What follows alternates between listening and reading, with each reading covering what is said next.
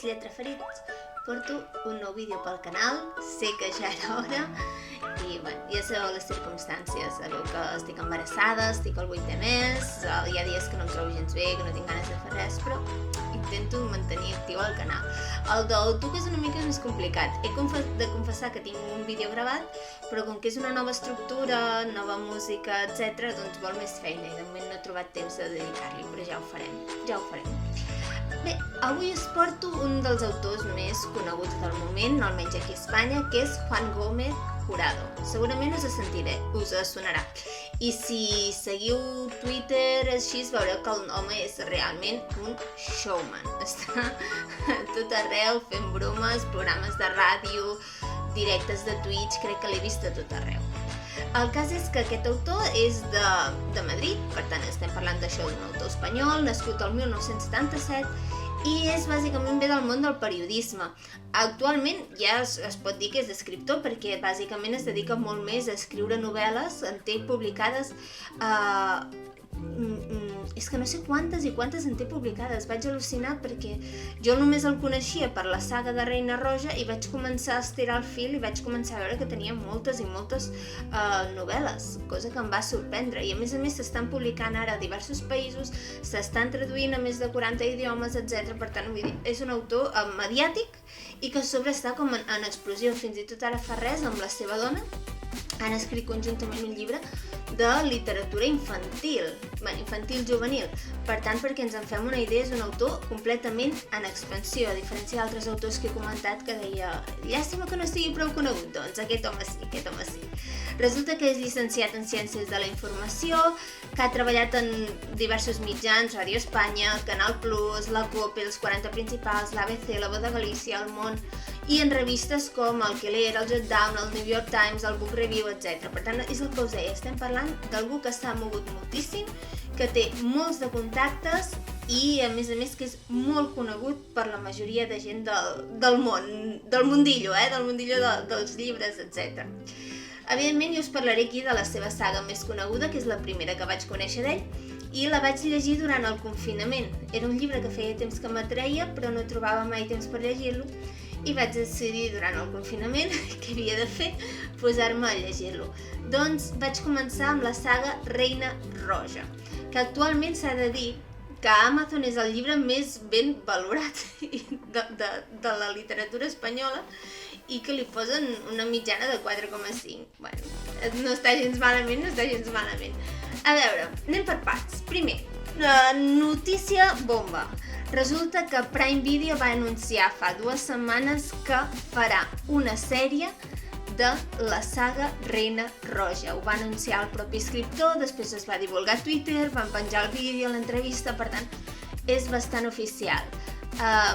Endavant, a mi m'encanta que vagi bé, sols espero que sigui una bona adaptació, encara que se separi dels llibres, cosa que, per exemple, reprendré quan parli de La Roda del Temps, que se separin si volen, però que l'adaptació estigui ben feta, que la sèrie es pugui mirar fins i tot encara que no hagis vist els llibres i que enganxi, que sigui bona, que els personatges siguin dinàmics, que hagin trobat bons actors, sisplau, i bons guionistes. Bàsicament és això. Em preocupa molt més això que el pressupost en si. Segon tema, per què en dic saga? A veure, aquí entraré en conflicte amb el propi autor, és un problema això. I volia avisar-vos, hi ha un llibre de literatura juvenil, de fantasia, molt similar al títol, que si aquest es diu La Reina Roja, l'altre es diu La Reina Vermella o així, no us confongueu, perquè no tenen res a veure. Aquest llibre és una novel·la policíaca, negra, etc. Aviam, com deia, l'autor en principi ho presenta com una saga, com una pentalogia. No se sap si està acabada. És que costa molt explicar una cosa que s'està fent, que està en procés. Tècnicament, tu com a lector, el que perceps és que és una trilogia, és a dir, de 3 llibres. Reina Roja, Lloba Negra, Rei Blanc, val? Importància dels colors, segur que heu vist les portades perquè són molt característiques, cadascuna d'aquests amb el color que li pertoca, personatges misteriosos a la portada, està molt treballada. El màrqueting d'aquests llibres està molt treballat, pensat perquè tregui clarament els lectors. Ara bé, Llavors l'escriptor ens complica les coses i ens diu que no es tracta d'una trilogia, sinó que es tracta d'una pentalogia, formada per 2 llibres anteriors que serien Cicatriu del 2015 i El pacient de 2014. Aviam, jo que me'ls he llegit tots us puc dir, es pot llegir perfectament la trilogia sense els altres 2 llibres. Hi ha autorreferències, alguna, suficients per afirmar que tenen lloc en el mateix món, en el mateix univers. És necessari llegir-la? No, en absolut, és que ni tan sols els protagonistes són els mateixos. Fa gràcia llegir-ho tot? Sí, si ets un boig com jo et farà molta gràcia llegir-ho tot, però no és necessari. Em sap greu per l'autor, perquè ell insisteix que sí, que s'han de llegir els 5 llibres, etc. Bé, si us fa gràcia només llegir la trilogia és perfectament possible. Val? Si algú, en canvi, jo el que us recomanaria és, si us agrada la trilogia molt i teniu ganes de llegir més d'aquest estil, val, aneu a buscar Cicatriu i aneu a llegir El pacient o altres llibres del mateix autor. Però jo crec que per començar Reina Roja és el millor, és el que més enganxa, Aviam, i ara seguim amb l'autor que em complica la vida, perquè és curiós, jo ja des del doctorat estic acostumada a tractar escriptors que estan morts i per tant no tenen opinió sobre les seves obres o com n'hem de parlar o com les hem d'analitzar i per tant estic molt acostumada a tenir llibertat total i em trobo que aquest autor controla molt com vol que es llegeixi la seva obra, com vol que s'analitzi, com vol que s'opini i no ho sé, fins a cert punt. Bé, ja li he portat la contrària una vegada, intentaré no tornar-ho a fer. Diu que demana específicament que no desvetllem els detalls de la trama ni de la investigació. Llavors intentaré no fer-ho. Els protagonistes de la trilogia tenim 2 persones. Vale? La protagonista en majúscules seria l'Antonia Scott, perquè ens entenguem, és una espècie de Sherlock Holmes, però aquest cop femení. És una persona molt seriosa, que no té cap domini de les seves emocions, que és caòtica, superdotada, etc. Encaixa perfectament en el perfil del que seria el Sherlock Holmes. I llavors tenim un Watson més divertit que el Watson original. A mi personalment m'encanta aquest personatge, soc molt fan, que és en John Gutierrez, que és el policia. L'Antonia és detectiu, diguem-ne detectiu per no desvetllar coses de la trama. I en John, en canvi, és el contrapunt a la seriositat del protagonista i és simpàtic, és espontani, és graciós, etc. I, evidentment, ja us he dit, aquí som Team John, equip John totalment. Els punts forts del llibre. El primer, el llibre és molt dinàmic, passa molt de pressa, el llegeixes, no se't fa pesat, no hi ha baixades de ritme, enganxa, acabes un capítol i vols llegir més. A mi aquests llibres em van perfecte per desconnectar, aquells llibres que t'atrapen. A més, els personatges són molt carismàtics, tant l'Antònia com en John. Els 2 personatges estan molt ben construïts, funcionen molt bé com a duo, no hi ha parella, sinó duo, i es contraposen molt bé. La serietat de l'Antònia es faria molt feixuga si no hi hagués el contrapunt de John. Trobo que ha trobat molt bé l'equilibri entre els 2. I l'altre, que és marca de la casa de l'escriptor, és l'humor i la ironia que hi posa en l'escriptura. És boníssim.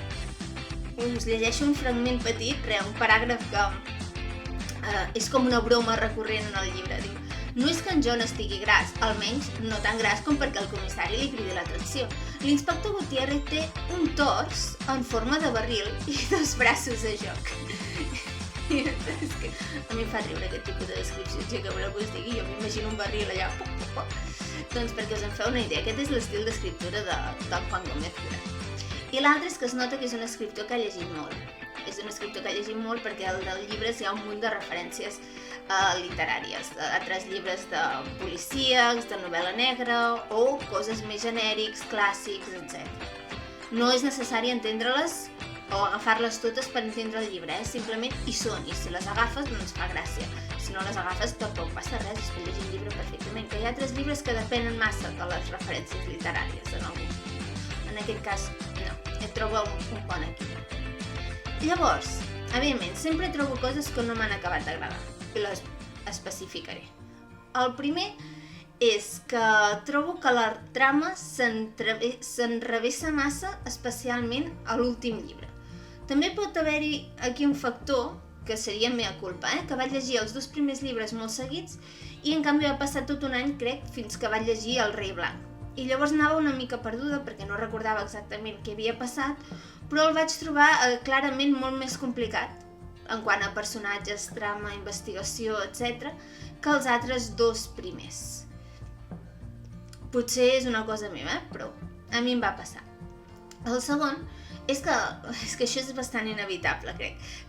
Cau en molt dels tòpics de les novel·les policíaques.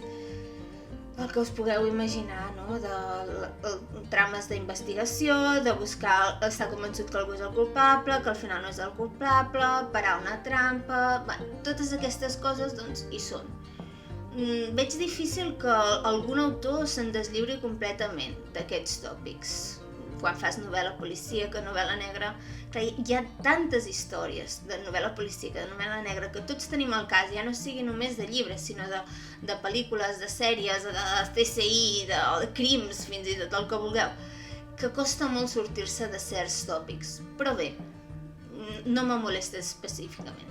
I l'altre és que van crear unes expectatives, almenys al meu cap, altíssimes per la campanya de màrqueting. Clar, és el que us deia, és un autor molt, molt mediàtic, que hi ha molts interessos econòmics darrere d'ell perquè l'obra triomfi, per exemple, el que us deia, no? Prime Video en farà una sèrie, evidentment el que més els interessa és que els llibres es venguin perquè la sèrie es popularitzi, d'aquesta manera es venguin més llibres, etc. I així anar augmentant encara més aquesta roda. Aquestes altes expectatives estan molt bé perquè porten molts lectors a conèixer el llibre, però d'altra banda, alerta, són perilloses perquè comences el llibre esperant això i potser no tens això, potser tens això, o potser per tu sí, potser compleix. El cas és que és perillós. A mi quan em posen unes expectatives molt altes tendeixo a decepcionar-me, a decebre'm. Crec que em va passar una mica amb l'últim dels llibres, El rei blanc. Potser perquè Reina Roja i especialment Reina Roja i també Lloba Negra em van agradar molt, potser tenia unes expectatives desmesurades en quant a Rei Blanc. Està bé, però no era el meu llibre preferit de la saga, llavors em va passar una mica això. Doncs fins aquí més o menys el meu anàlisi de la saga. Aquest cop m'he sentit com mig censurada per tot el que no podia dir, però seria més o menys això. I sí que us volia comentar que curiosament aquest escriptor jo crec que és l'únic que ho fa, que negocia els preus dels e-books a molt bon preu. Un e-book de la saga de Reina Roja el podeu trobar per 5 euros completament legal, perquè l'autor així ho negocia amb les editorials, que normalment un dels errors dels e-books, els llibres digitals, és posar-los exactament o 5 euros menys que el llibre en paper.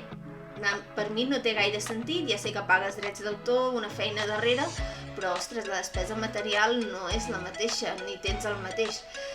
Llavors aquest autor precisament es distancia i té una campanya defensant que els llibres digitals haurien de ser molt més econòmics i accessibles a tothom. I fins i tot hi ha hagut molts casos de gent que ha estat a l'atur, etc. i no s'ha pogut pagar els llibres, perquè, per exemple, per la crisi del Covid, doncs aquest home els hi ha regalat el llibre.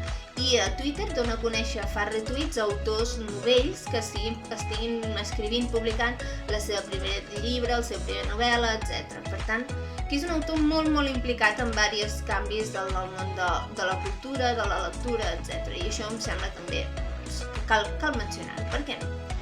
Fins aquí el meu comentari, espero que us hagi agradat. He sortit de la negativitat que portava dels últims 2 vídeos i espero que us vagi tot molt bé i com sempre ja sabeu, llegiu molt.